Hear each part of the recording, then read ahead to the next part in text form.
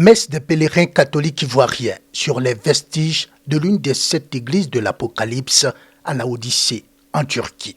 Prière, méditation se mêlent aux hommages de ces pèlerins aux premiers chrétiens dont les traces sont ici. Je me dis que c'était des hommes endurants, c'était des hommes vraiment qui avaient la foi, qui gardaient la foi malgré les difficultés. Ils étaient prêts à suivre Jésus. Et c'est ce que nous avons essayé de faire ici, malgré le froid.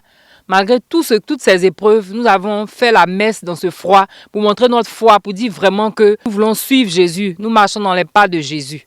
Les traces de Saint Paul a conduit les pèlerins ivoiriens dans la ville de Konya, un peu plus au centre de la Turquie, où Saint Paul a vécu. Les pèlerins ont prié dans la seule chapelle de la ville et qui lui est dédiée, une chapelle animée par la sœur Serena depuis plus de 25 ans. Ça nous donne grand plaisir de les accueillir parce qu'on sent qu'on vit tous ensemble sur la même planète avec l'amour de Dieu. L'amour pour Jésus, ça nous donne beaucoup de force sur cette planète, malgré toutes les misères, malgré toutes les difficultés de la vie, ça nous console, ça nous donne plus de force. Au nombre des sites historiques sur lesquels les premiers chrétiens ont laissé des traces et qui ont été également visités, la ville souterraine de Cappadoce.